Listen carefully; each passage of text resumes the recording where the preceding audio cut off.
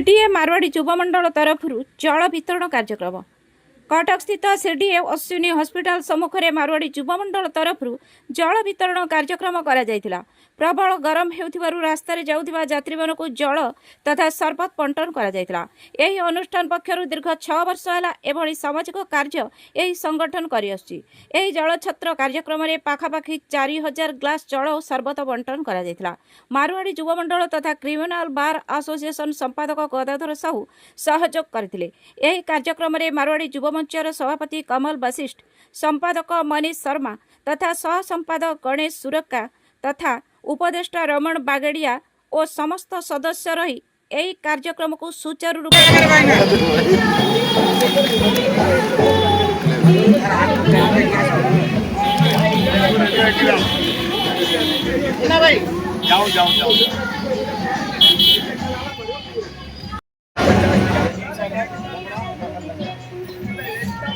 अरे कमल में काम करेंगे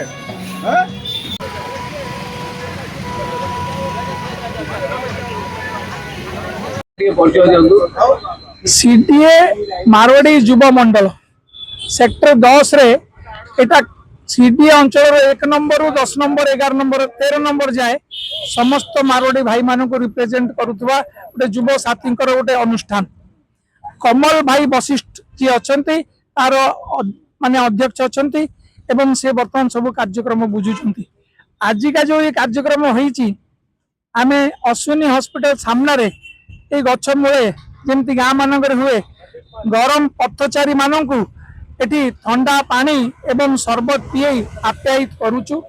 जो ज्येष्ठ मासरे जो गरम अनुभूत होची से गरम अनुभूत को टिके मात्रा रे कमे देवा पई आम तरफ एटा चेष्टा।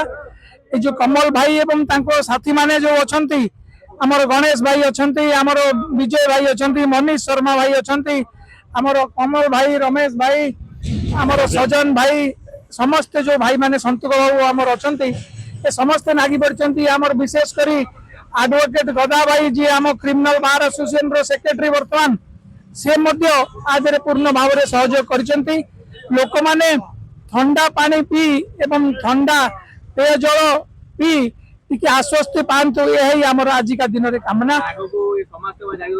हमर कंटिन्यूअसली कमल भाई को नेतृत्व रे समाज सेवा चली रही। हमर दीपक भाई जने व्यवसायी अछंती हमर कटक शहर स्मॉल इंडस्ट्रीज एसोसिएशन के प्रेसिडेंट मध्य वर्तमान से मध्य कार्यक्रम रे हम संगे अछंती।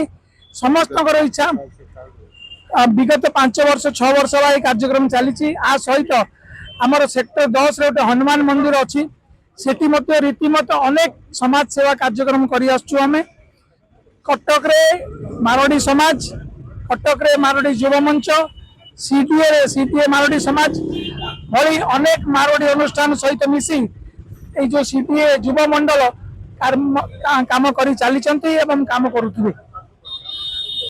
कटक रु रजत कुमार महांती रिपोर्ट, सत्य समाचार।